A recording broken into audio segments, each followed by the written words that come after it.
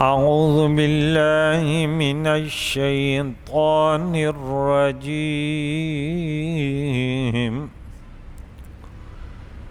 بسم الله الرحمن الرحيم. والذين كذبوا بآياتنا سنستدرجهم من حيث لا يعلمون. صدق اللہ العظیم. حضرات محترم و مکرم، سورہ اعراف کی 22 رکوع ہو گئی، 23 رکوع کا درس شروع ہو گیا اور آیتیں 181 کریم مولا سے دعائے قرآن پاک کو سننے، سمجھنے، اس پر عمل کر کے دوسروں پہنچانے کی توفیق عطا فرمائیں۔ گزشتہ درس میں کہ بہت سارے لوگ انسانوں جناتوں میں سے رب نے فرمایا ہم نے جہنم کے لیے پیدا کیا، وہ عقل سے بھی عاری ہیں، آنکھوں سے نابینا، کان سے بہرے ہیں اور چوپایوں کی طرح ہیں، بلکہ ان سے بھٹکنے والے ہیں۔ اللہ کے لیے اچھے نام ہیں، انہی سے پکاریں، انہی پیاروں ناموں سے، اور ان لوگوں کو چھوڑ دو جو اس کے ناموں میں غلط راہ اختیار کرتے ہیں۔ ان قریب انہیں بدلہ دیا جائے گا وہ جو کرتے تھے۔ اور ان میں سے جو ہم نے پیدا کیا ایک امت، ایک گروہ، وہ حق کے ساتھ ہدایت دیتے ہیں، یہدون بالحق و بہ یعدلون، اور اسی کے ساتھ عدل کرتے ہیں۔ 182 نمبر آیت میں فرمایا اور وہ لوگ کذبوا جنہوں نے ہماری آیتوں کو جھٹلایا، کذبوا بآیاتنا سنستدرجهم من حیث لا یعلمون، ہم ان کو بتدریج تباہی کے طرف، اپنی گرفت کے طرف، اپنی پکڑ کے طرف، اپنے عذاب کے طرف، ان کی ذلت کے طرف، ان کی رسوائی کے طرف لے جائیں گے کہ ان کو پتہ بھی نہیں چلے گا۔ ان بطش ربک لشدید۔ ان کے گناہوں اور ہٹ درمیوں اور فساد کے باوجود بھی رب فرماتا ہے وَأُمْلِي لَهُمْ، اور میں ان کو ڈھیل دے رہا ہوں۔ وَأُمْلِي متکلم کا صیغہ، سنستدرج جمع کا صیغہ تھا۔ ان کیدی متین، بے شک میری خفیہ تدبیر وہ بہت مضبوط ہے۔ اولم یتفکروا ما بصاحبہم من جنہ، کیا انہوں نے اس پر غور اور فکر نہ کیا کہ ان کے صاحب پر مطلقاً جنون نہیں ہے، یہ نبی مکرم جن کے متعلق کبھی ساحر، کبھی مجنون، کبھی کیا کبھی شاعر، ایسے بھٹک رہے ہیں۔ اب کسی کو کسی سے کینہ، حسد، بغض ہو جائے تو وہ کیا کہے گا؟ وہ مختلف عیب ان کے تلاش کرے گا۔ یعنی آج کل کچھ لوگ اعتبار کریں کہ یار لوگ صحیح نہیں ہے، وہ ہے ایک عالم دین کے لیے خصوصیت کے ساتھ کہ ہر دور میں فرعونی ہوتے ہیں، علماء کے دشمن ہوتے ہیں، ان کو تو شکایت ہی نہیں کرنی چاہیے،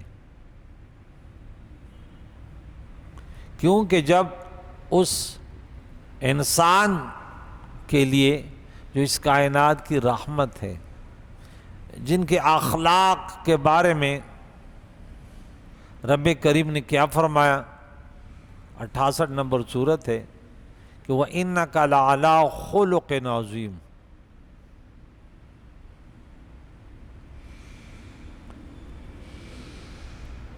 کس قدر اس کے بارے میں یہ اس قسم کلمات کہتے ہیں، حالانکہ یہ عیب نکالنے والے خود عیبدار ہوتے ہیں. ان کے دل میں کینہ، حسد، بغض ہوتا ہے. پشتو میں ایک شعر ہے، بڑا پیارا شعر، آپ بھی سماعت کر لیں. چے عیبو نسوک دیار پمخ کی گوری او آئینہ نا صفا دا صفا ندا. اللہ اکبر. ایک تو دعویٰ کرتے ہیں کہ یہ ہمارا محبوب ہے، ان کا کلمہ پڑھتے ہیں، پھر ان کے عیب بھی تلاش کرتے ہیں. افسوس تو یہ ہے، چلو دشمن تو دشمن رہتے نا. ایک طرف آپ کسی کو بڑا کہہ دیں، اپنا پیشوا کہتے ہیں، اپنا مقتدا کہتے ہیں، پھر رات دن اس کے عیب تلاش کرتے ہیں. تو اس کو ہمارے پٹھان کہتے ہیں دستونی مار، دلستونی مار، آستین کا سانپ. یہ بظاہر یہ ہے منافقانہ انداز کو کہتے ہیں کہ حضور کے پاس آتے تو بڑی پیاری پیاری باتیں کرتے تھے. اور اللہ تعالیٰ نے سورۃ نمبر 2 پارہ نمبر 2 آیت نمبر 104 میں فرمایا وَمِنَ النَّاسِ مَن يُعْجِبُكَ قَوْلُهُ فِي الْحَيَاةِ الدُّنْيَا، کہ آپ کو ان کی بڑی پیاری اچھی باتیں، کہ ایسی باتیں کرتے ہیں. حالانکہ جو مخلص ہوتے ہیں وہ بڑے خاموشی سے رہتے ہیں، وہ مبالغے نہیں کرتے، وہ نعرے نہیں لگاتے، وہ یہ نہیں کہتے کہ میں عاشق ہوں. عاشق کی پشتو ایک شعر ہے، تا عاشق نہیں دروغ وائے نہ دے رنگ زیڑ دے نہ دی شونڈی وچی دی. کہتے تو عاشق نہیں، تو جھوٹ بولتا ہے، تیرا تو رنگ جو ہے وہ بھی پیلا نہیں ہے، تیرے ہونٹ بھی خشک نہیں ہے. ہم رمضان کے بارے میں پڑھتے ہیں نا کہ عاشق کی 6 نشانیاں ہیں. آنکھیں تر رہتی ہیں، چہرہ زرد رہتا ہے، اور وہ ٹھنڈی ٹھنڈی سانسیں لیتا ہے. ہائے ہائے. تو حضور علیہ السلام کے متعلق تم ایسے بکواس کرتے ہو. ارے ذرا سوچو تو صحیح، کائنات کے سب سے اعلیٰ و بالا، جس کے بارے میں سر تاپا اللہ کی شان ہے، یہ انسان ہی انسان، وہ انسان ہے یہ. الفت محمد دین حق کی شرط اول ہے، گر ہو اس میں خامی سب کچھ نامکمل ہے. حضور کی شان. اب یہ آگے آیت آ رہی ہے، اس پر مجھے ارادہ ہے تھوڑی سی گفتگو کروں. ایک یہ والی آیت کہ یسألون عن الساعۃ ایان مرساہا، یہ لوگ اب سے قیامت کے متعلق سوال کرتے ہیں کہ کب آئے گی، قیامت کب برپا ہوگی. اب اس میں کافی اختلاف ہے کہ قیامت کے بارے میں کیا.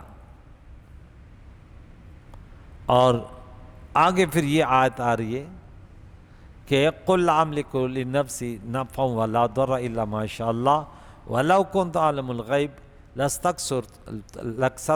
لَاسْتَكْثَرْتُ مِنَ الْخَيْرِ.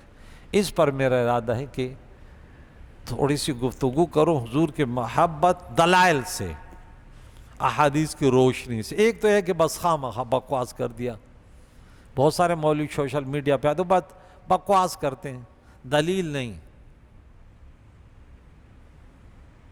تو یہ غلط طریقہ ہوتا ہے.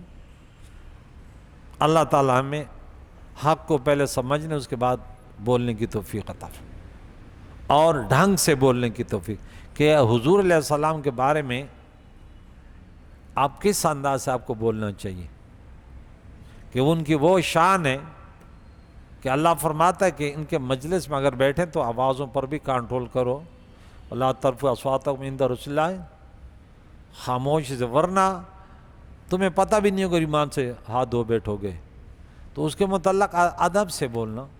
جن کو ہم وہاں بڑے کہتے ہیں، یہ بہت بہڈنگے بولتے ہیں، کہتے ہیں میرا چاچا کا بیٹا تھوڑی ہے، تو اللہ نے بولا محمد رسول اللہ، ورنہ میں تھوڑی وہ. یعنی ایسے بغیرت گرے ہوئے جہنمیوں کی بولی بولتے ہیں. بھئی تو نبی کے متعلق ایسے بکواس کرتا ہے، ایسے تو کوئی اپنے باپ کے متعلق نہیں کرتا.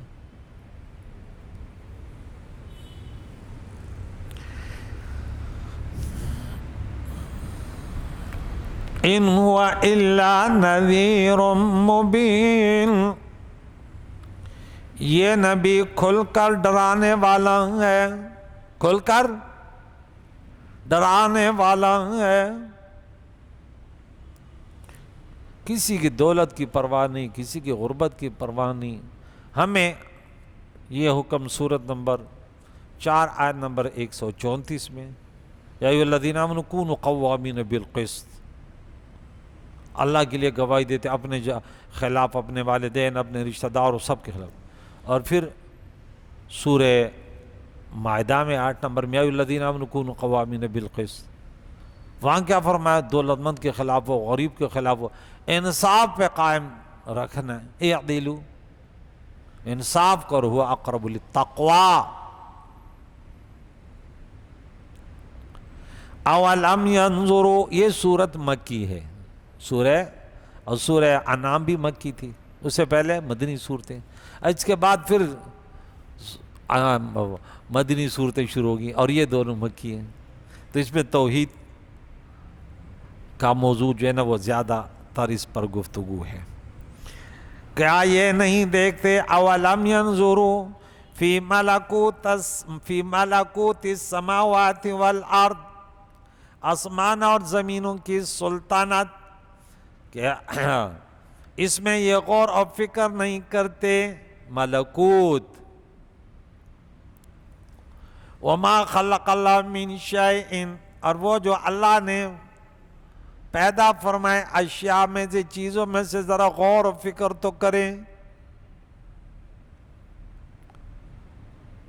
وَأَنْ عَسَىٰ أَن يَكُونَ، اور اس میں کہ شاید ان کا مقرر وقت، قد اقترب اجلہم، قریب آ چکا ہے.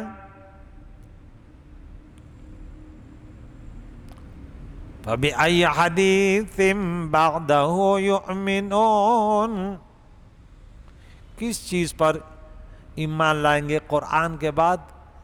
یعنی یہ تو آخری کتاب، اس کے علاوہ تو کچھ ہے ہی نہیں. حضور نے فرمایا میں اور قیامت ایسے ہیں.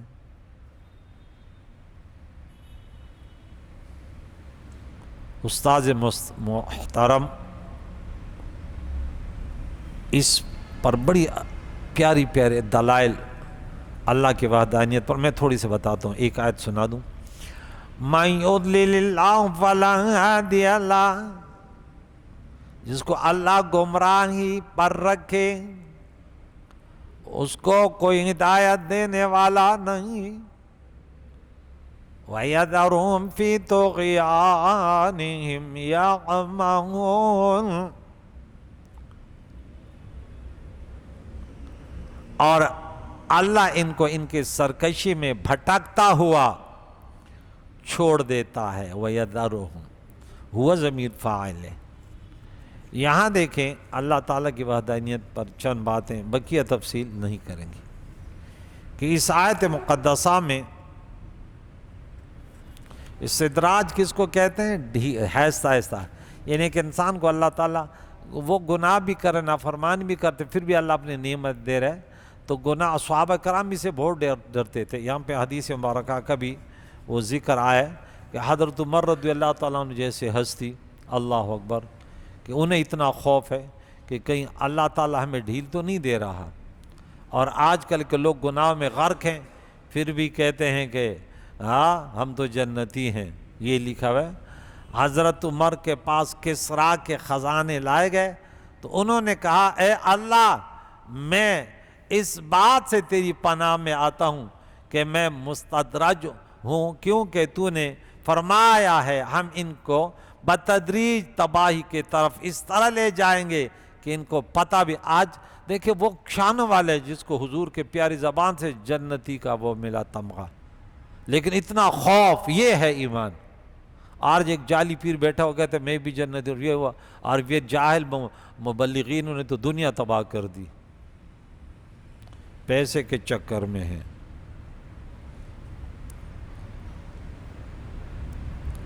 اللہ تعالیٰ کی وحدانیت پر چند باتیں۔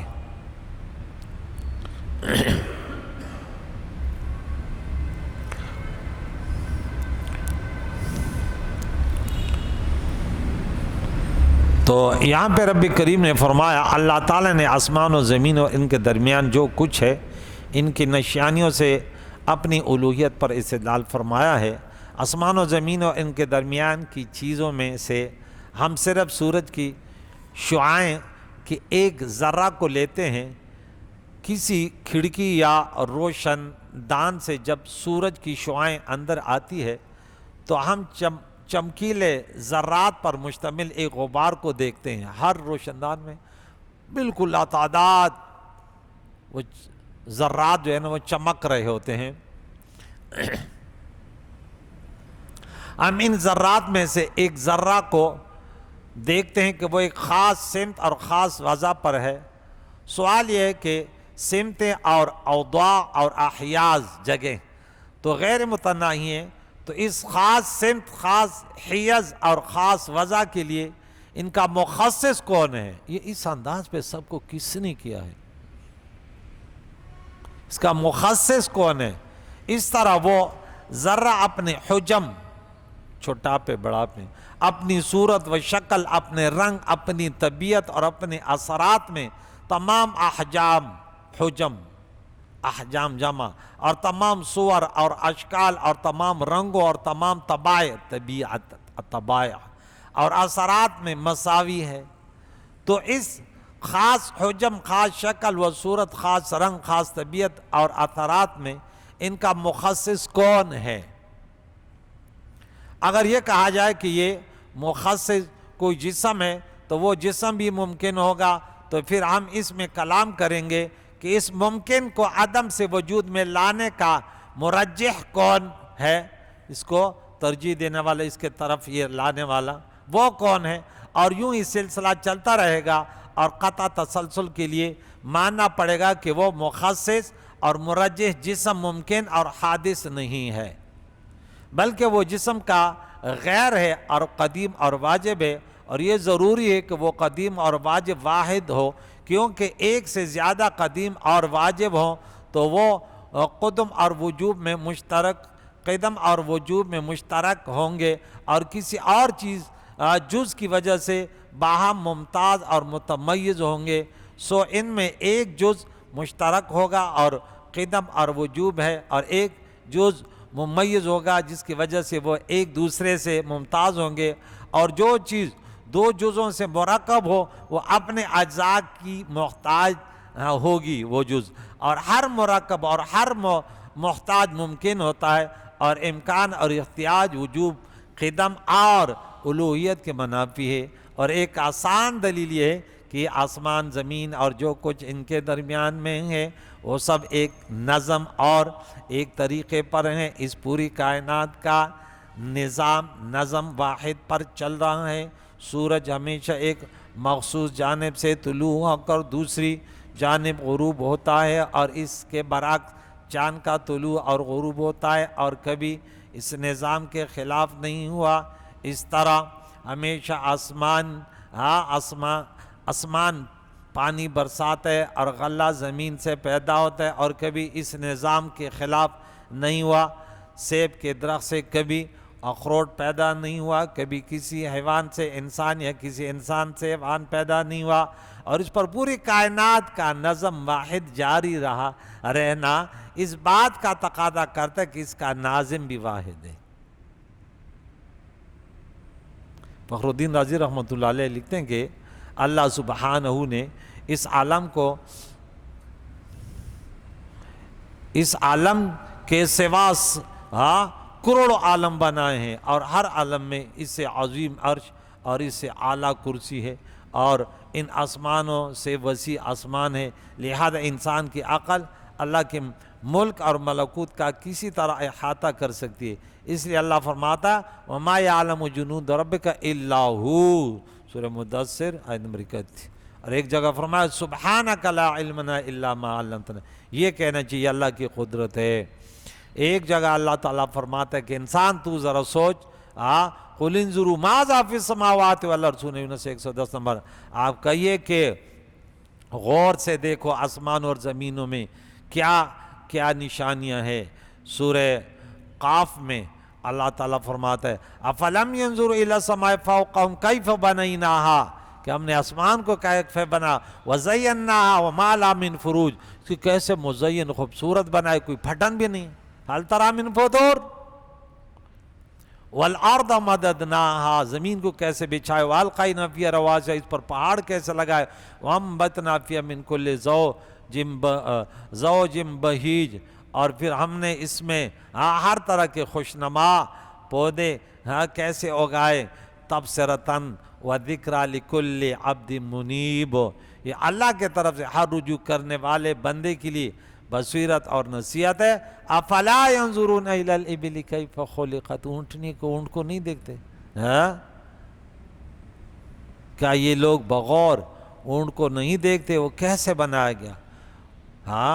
وفی الارض آیات للموقنین وفی انفسکم افلا تبصرون، اور یقین رکھنے والوں کے لیے زمین میں بہت سی نشانیاں ہیں، اور خود تمہارے نفسوں میں تو کیا، تم ان نشانیوں کو بغیر تم دیکھتے نہیں کہ تمہارے جان کیسے.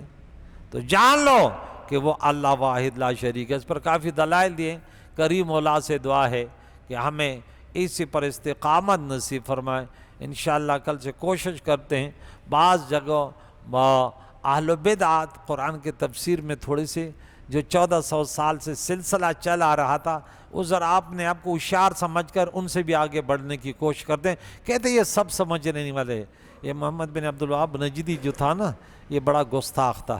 تو ہم یمن میں پڑھتے تھے، ہمارے جو استاذ تھے جز القمر کے تھے، ابراہیم نام تھا، تو وہ ایسے بورڈ پہ لکھتا تھا کہ یہ یوں کہتا تھا کہ وہ 600 شدی سے شرک، وہ پھر وہ ایک صفر بناتا کہ یہ کمبخت کہتا تھا یہ شرک، یہ شرک، یہ شرک، یہ شرک، یہ شرک. پھر میں 12ویں صدی میں آیا تو توحید کا جھنڈا میں نے لہرایا. تیری آنکھ. تو عرب والے جو تصوف والے ہیں، صوفیاء ہیں، سنی ہیں، وہ ان کا بہت وہ کہتے ہیں ایک نمبر کا جاہل. لیکن اب جو نئے کنویں کا مینڈک آئے وہ کہتے ہیں بڑا، کیونکہ ان کے باپ کے خلاف بولتے تو ان کو تو غصہ تھا. انہوں نے اللہ والوں، صحابہ کرام اور سب کے بارے میں انہوں نے خرافات، اور پھر پیچھے سے ان کو ڈنڈا تھا کہ ڈالر مل رہے، چلو فساد کرو، مسلمانوں کو ٹکڑے ٹکڑے کرو. اللہ ہر اس مولوی سے بچائے جو اسلاف کے خلاف بولتا ہے، جو اس 1400 سال سے جو اجماع امت سے جو تفاسیر آئے ہیں، اس سے ہٹ کر جو کوشش کرتے ان سے ہوشیار رہیو. اور وہ ممبر بیٹھتے کہ یہ لوگ ابھی تک غلط ہے، سمجھو کہ بیچ میں کچھ کالا کالا ہے. اللہ تعالیٰ شر پسندوں کی شر سے بچائے. قرآن پاک کی تعلیمات سے ہم سب کو بہرہ مند فرمائے. مسلمانوں کو آپس میں اتحاد اتفاق نصیب فرمائے. صلی اللہ علیہ محمد و صحبہ اجمعین برحمتک.